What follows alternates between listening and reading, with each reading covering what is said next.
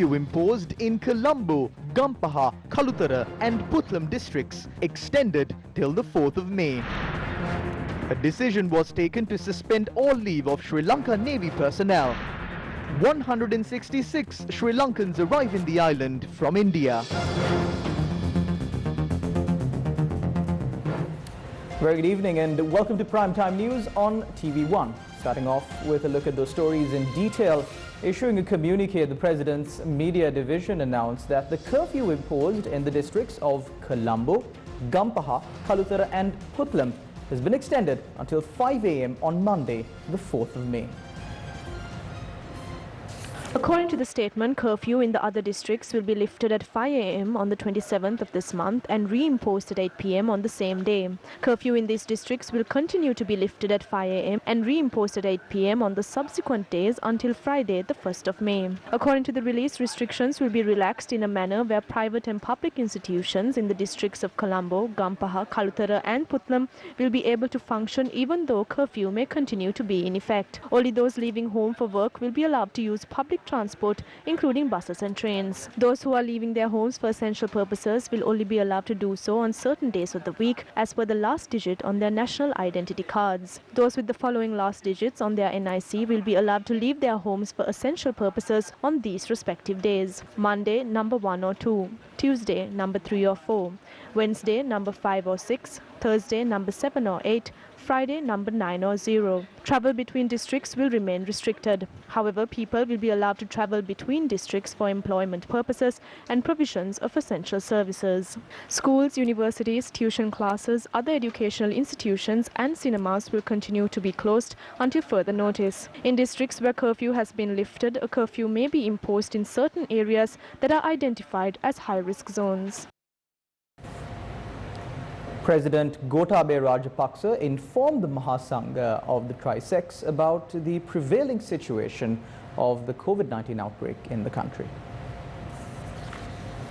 The meeting was held at the Presidential Secretariat yesterday. The President explained the decisions that have been taken to curb the spread of the virus, the quarantine process, the concessions given to the people, and the steps that will be taken to revive the local economy. When I made the pledge as the President of Sri Lanka in front of the Ruanvelli Mahasaya, I spoke about the immense support received by the Mahasangha to come into power. I will never forget that support. Also, I constantly expect their support, advice and guidance given by you to me and my government.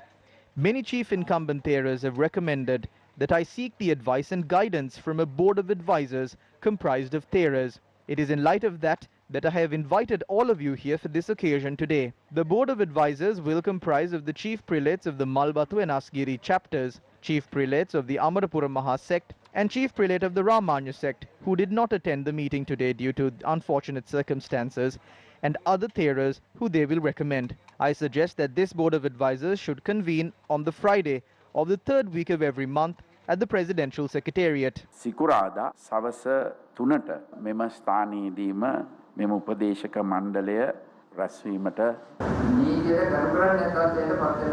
Today people do not respect the law.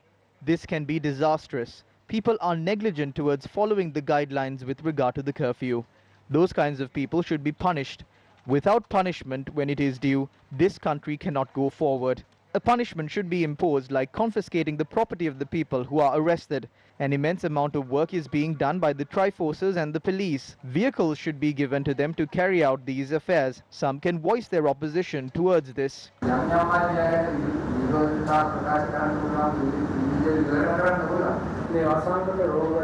The Mahasangha as well as the people of this country praise the efforts taken to curb this pandemic and the mechanism that is put in place to control this situation. We can overcome all these challenges. Many concerns were mentioned today, but I would like to sincerely mention the fact that we should follow an approach with the proper knowledge of the people's perception.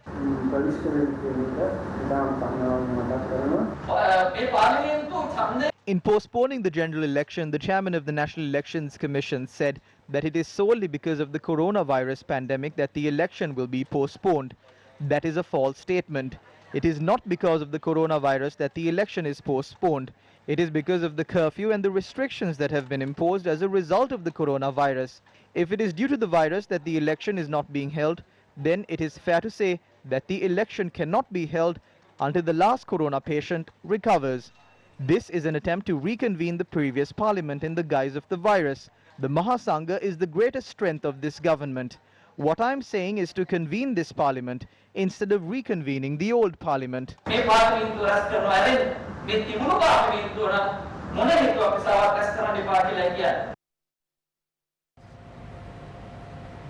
Now, in an update of the current situation of the COVID-19 outbreak here in Sri Lanka, the number of confirmed COVID-19 cases in the country rose to 449. A total of 29 new COVID-19 infections were detected in the country today. The number of patients who recovered from COVID-19 stands at 118.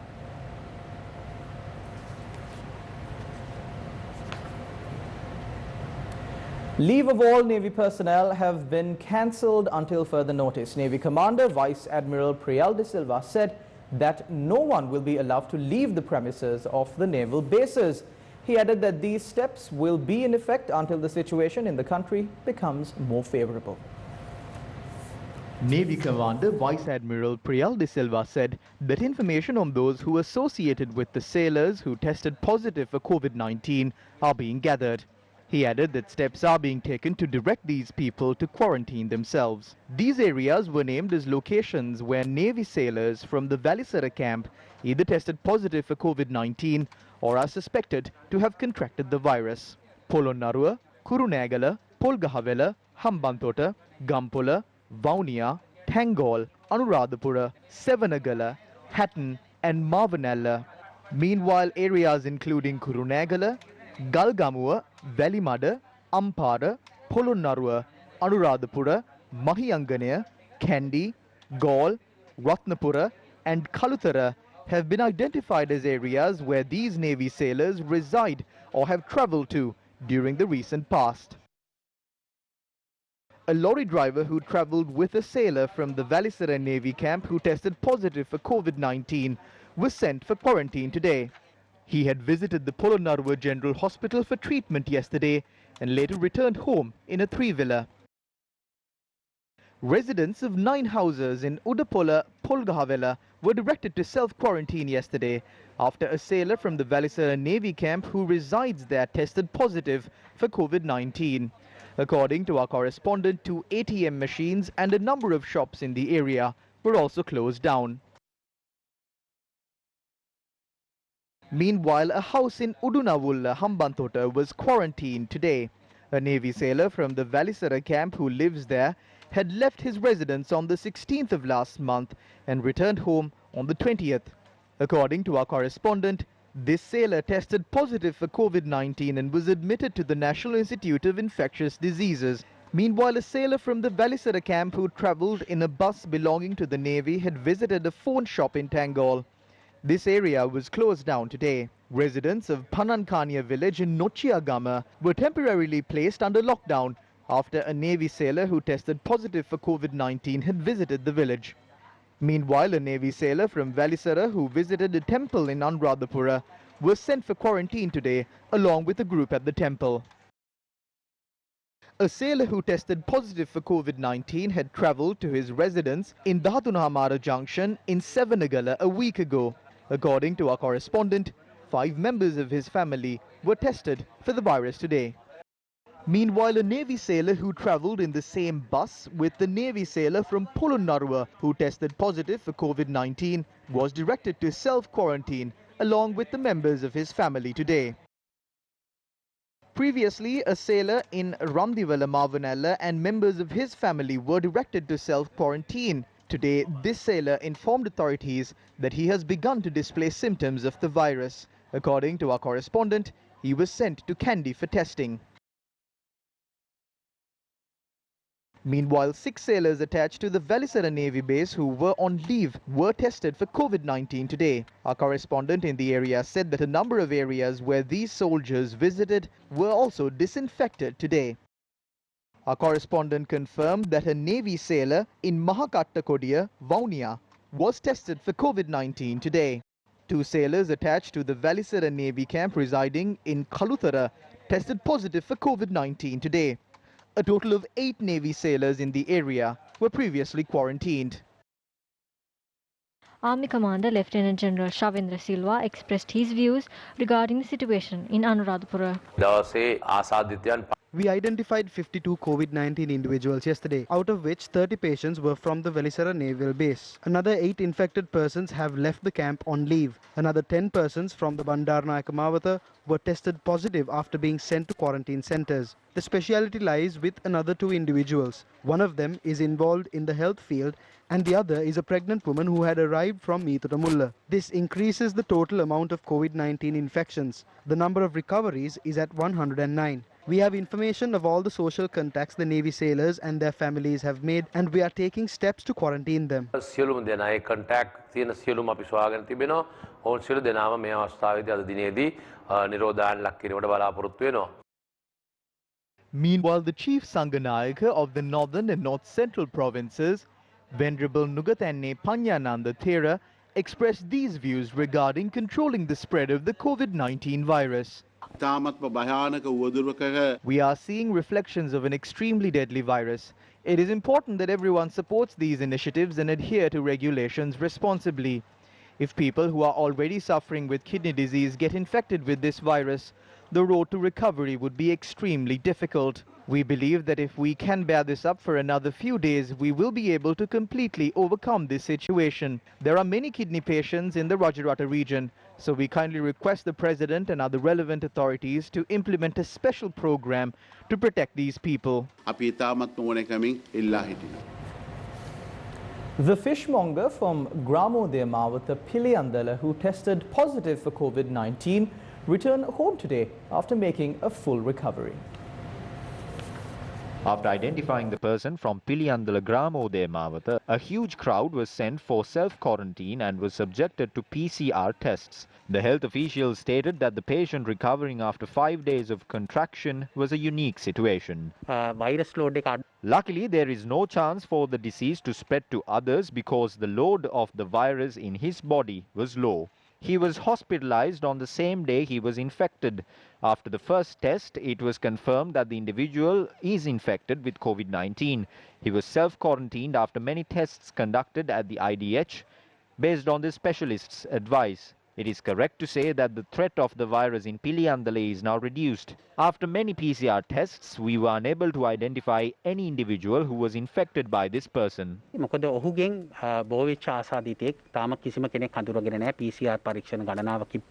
Meanwhile, a girl from 123 Watta from Bandaranaike Mawatha in Colombo 12 was tested positive for COVID-19 after testing her samples.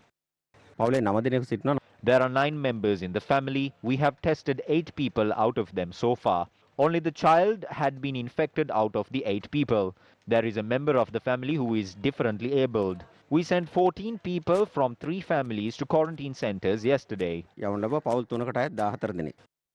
than 150 PCR tests were conducted in the area. According to our correspondent, samples for testing were collected today as well.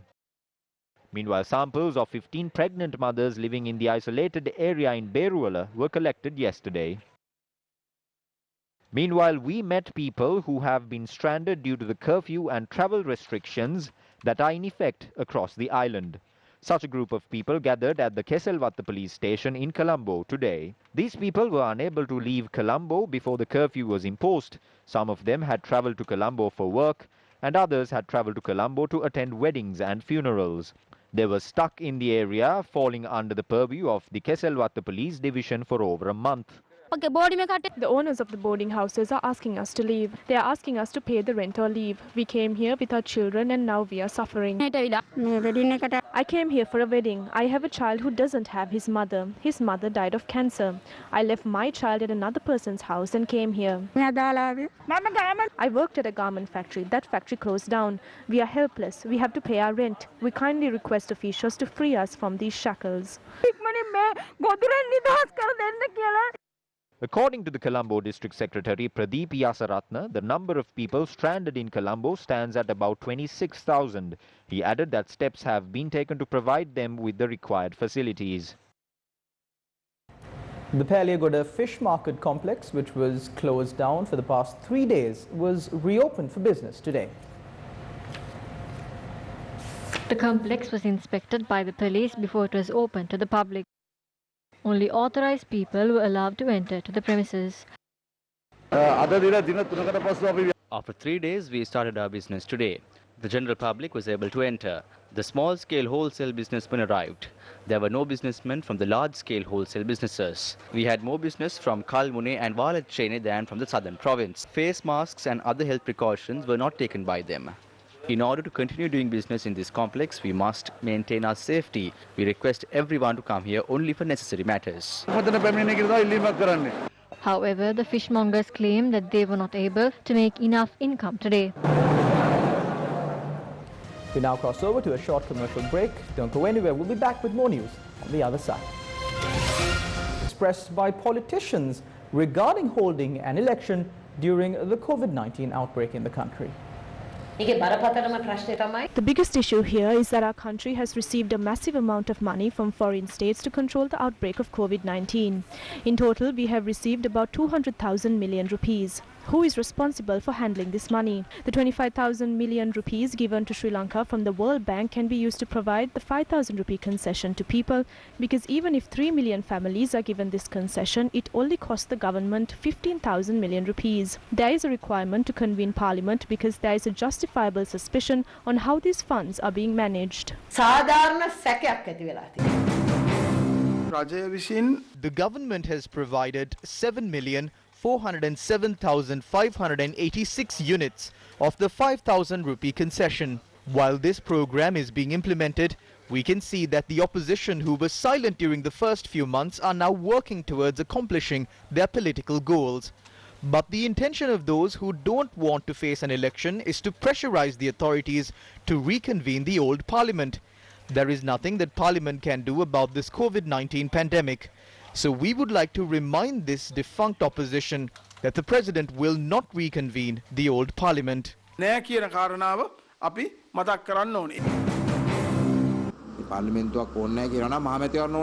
they are saying that they don't need a parliament, then why is there a need to hold a parliamentary election?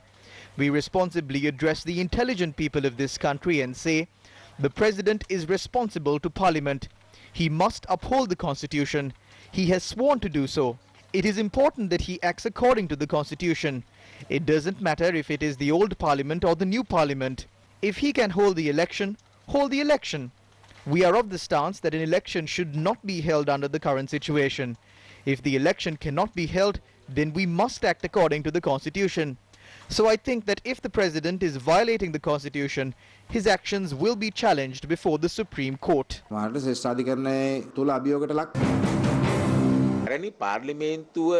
don't know if the request made by the opposition to convene the old parliament is made with the intention of finding a solution to the spread of the coronavirus.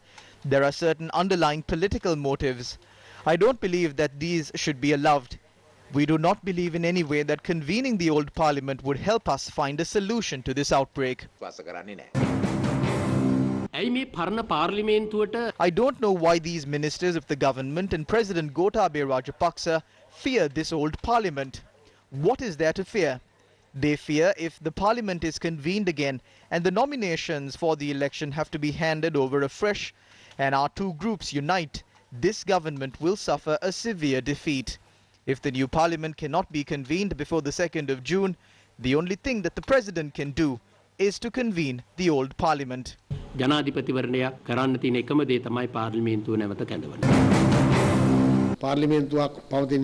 When there is no parliament in the country, the constitution has vested the president with the power to withdraw money from the consolidated fund.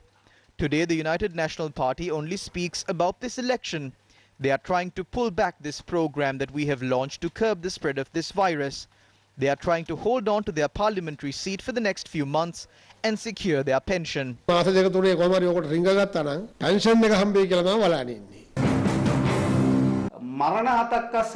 With imminent death in sight, we will have to campaign with a coffin if we are pushed towards this election. If Parliament is convened, on the first day bring a proposal to abolish the pensions for parliamentarians. We are ready to support this. That is why I'm saying the government is looking at how they can further their political agenda during this COVID-19 outbreak.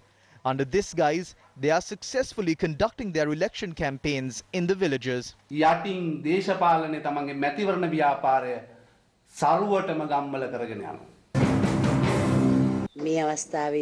Even during this time, there are people who take advantage of this situation. I am not speaking about them. They don't want to face this election. They want to employ other tactical methods to gain power. When a few people post these things on Facebook, they think it is politics. When we speak of an election, it's like trying to give water to a dog with rabies.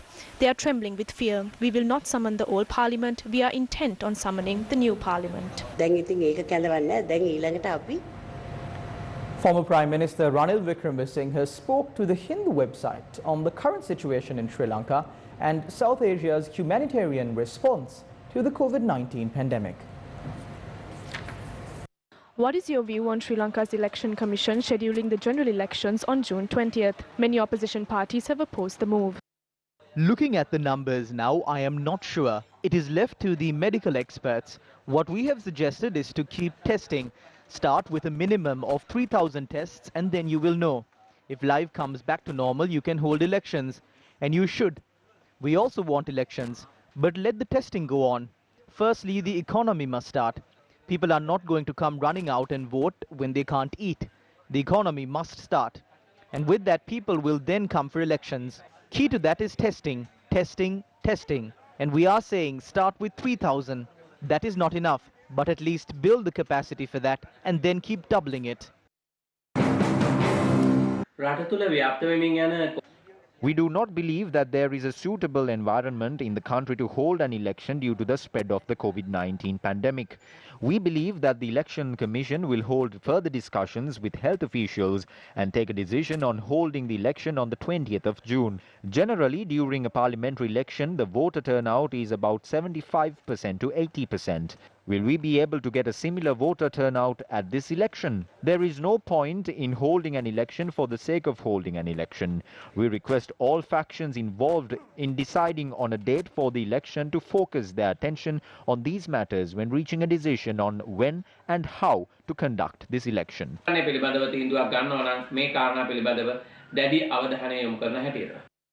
While politicians debate on the pros and cons of an election, the people of rural Sri Lanka continue to face untold difficulties. This is one such story.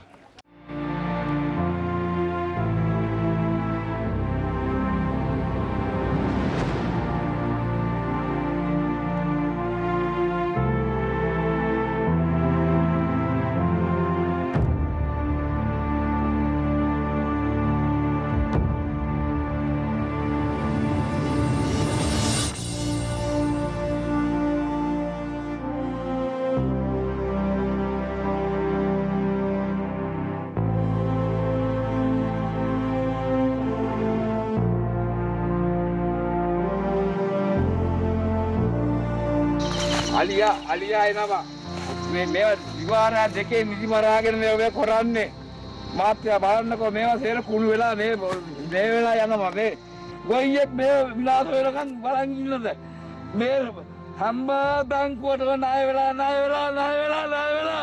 මේ විලාස කරන්නේ ඇයි මේ බැංකුවේ මේ සල්ලි කරන්නේ කොහොමද කියලා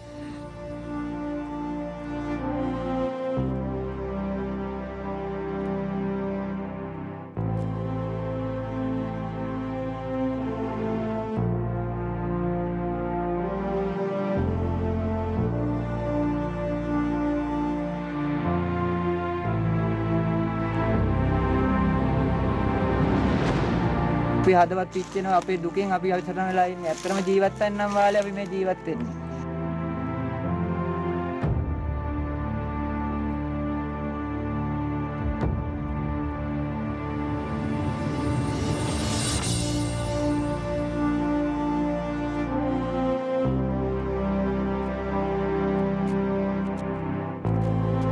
මෙන්න මේ අල්කෝහල් ගෙඩිය කිලෝ 15,000ක් විතර තියෙනවා. අපි කම්පැනි වලට තමයි මේක සපයන්නේ. ඉතින් දැන් මේවා කාටවත් අපිට දෙන්න කියන කෙනෙක් නැහැ. මේවා අපි නිලධාරීන් බලධාරීනිකවත් ඇවිල්ලා බලන්න හොයන කෙනෙක් නැහැ. මට මේ පුහුල් ගෙඩිය මේ පුහුල් වගාව මින් ඉදිරියට මම ගොවිතැනක් ගෙනියන්න විදියක් නැහැ. මට හරි අපහසුතාවයක අපි වැටලා තියෙන්නේ.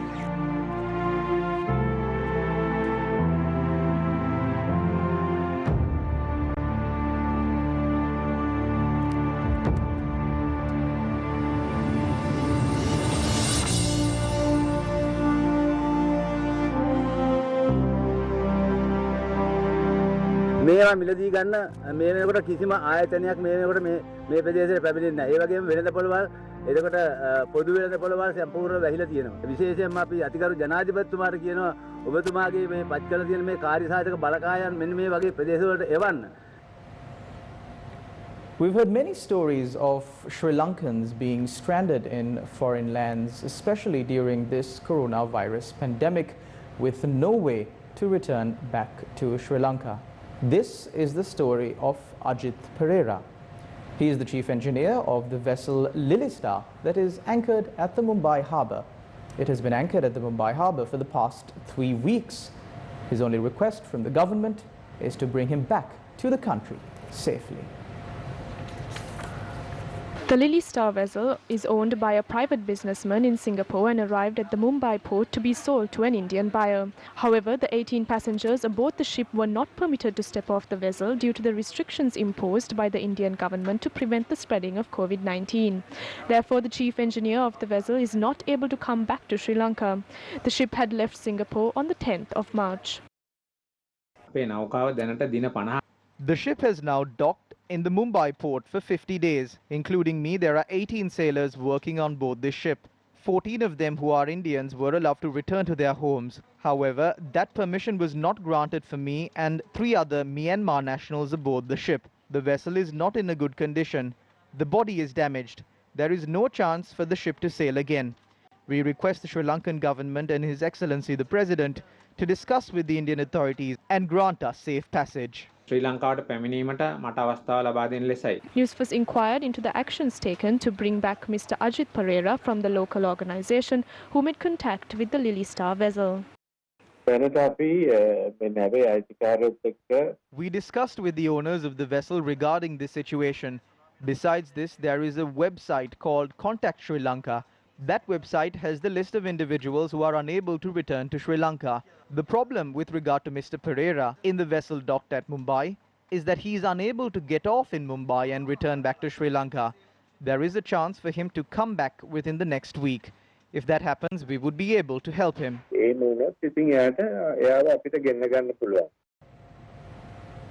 Sri Lankan Airlines announced that it was compelled to extend the temporary suspension of its scheduled passenger flights till the 15th of May 2020 due to the global lockdowns grounded worldwide aircrafts. Now, it added that Sri Lanka's cargo service will continue to operate from its worldwide network. Sri Lankan Airlines added that they will operate special passenger flights as and when required to continue to reach out to fellow Sri Lankans in need. For further information and clarifications, passengers are requested to contact their travel agents and their nearest Sri Lankan Airlines office or the airline's Global Contact Centre on 011 777 1979. A group of Sri Lankans who were airlifted from India reached the island this afternoon. 166 Sri Lankans arrived in this manner. This included 101 security personnel and 62 students. They were subject to the relevant medical inspections at the airport. The government of Sri Lanka has requested the Kuwaiti government to extend the grace period for Sri Lankans who are in the country illegally to return home until the 30th of May. This grace period was due to end today. The Minister of Foreign Relations, Skills Development, Employment and Labour Relations, Dinesh Gunawardena, made this request during discussions held with the Ambassador of Kuwait. The Kuwaiti government has taken steps to provide food and lodging to Sri Lankan expatriates in the country. The process to register Sri Lankan expatriates in Kuwait at the Sri Lankan embassy has begun. Information regarding these expatriates is being communicated to the Foreign Employment Bureau through the Labour Welfare Unit of the embassy. Moving on, in more local news, many strong-willed Sri Lankans who depended on no one to live their lives up to now are in deep distress. Carpentry is a profession chosen by many residents in Saliyawawa. However, today their efforts have gone to waste as their products have been confined to storage rooms following the onset of COVID-19. We designed all these products to be sold during the New Year season. However, we could not sell any of it. මොකද අපේ ගෙදර 6 දෙනෙක් ඉන්නවා 6 දෙනෙකුගේ ජීවන වියදම කොහොමද කියලා අද තත්ත්වෙත් එක්ක කිසිම කෙනෙකුට කියන්න ඕනේ The residents of this village do not expect monetary relief from the government. All they seek is a robust mechanism by the government to sell their products. Providing the temple with alms has become a struggle for the people. They don't have a way of feeding their own children. The children in our area do not have sufficient desks or chairs in their schools. Therefore, I would suggest the government to purchase these products at this time, firstly to uplift the economic status of the people and also to utilize this time to provide the children with desks and chairs. The residents of Saliyavawa in Putlam, like many other grieved citizens in the country, remain hopeful that their products will fetch a fair price, at least after this uneasy situation ends. Dialogue Asiata PLC pledged 200 million rupees for the development of ICU infrastructure in the health sector. Was attended by high officials at Dialogue Asiata PLC, Minister of Health Pavitra Waniyarachchi and other officials from the Ministry of Health. In the procedure carried out by us to curb the COVID-19 situation, Dialogue Asiata PLC have donated 200 million rupees to develop the urgently required ICU infrastructure and to increase testing facilities. I would like to offer my thanks to the company on behalf of our government. These facilities given to intensive care units can be used for a long period of time. Therefore, this is a massive weight for us to improve our infrastructure for the long run. ඉහළ මට්ටමට රැගෙන ඒම සඳහා මේ ඊටාම සත්කාරයක් වෙනවා. Many inventions have been made to support the medical professionals who are treating COVID-19 patients. This is a report on a robot invented for that purpose. The robot was invented to treat COVID-19 patients by fetching them medicine, food and connecting them with the medical staff. Vinod Prabhashwara, who is studying in the 8th grade of the Kadawatha Central College, has created the robot after working on it for 2 weeks. According to Prabhashwara, the robot can carry up to 20 kilos.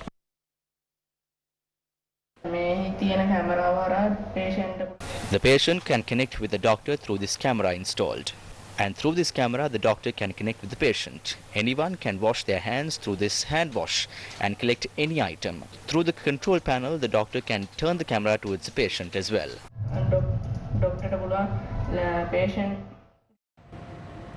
Many people in Sri Lanka rallied around the Gammadda Rise Up Sri Lanka initiative that was launched in a bid to empower Sri Lankans across the island, especially during these troubled times. Now, people joined in this initiative by posting various clips of them singing the Gammadda Rise Up Sri Lanka song. We leave you tonight with a few of those clips that were posted on social media. For the News First team, I'm Charlene Benedict, along with our interpreter for tonight, Taraka Gabriel. Thank you very much for watching.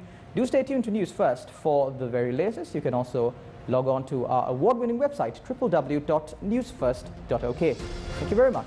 Take care. God bless.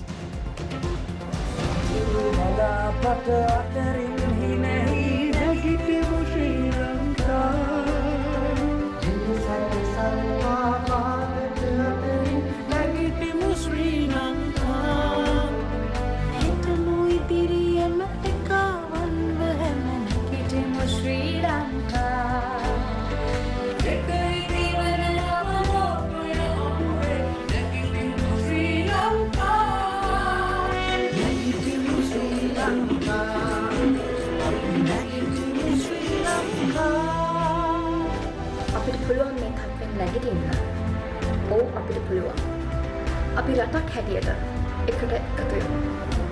සෞඛ්‍ය ආරක්ෂක ක්‍රමවේද අනුගමනය කරමින් නීති රීති වලට යටත් වෙලා අපි වගකීම් කරමු.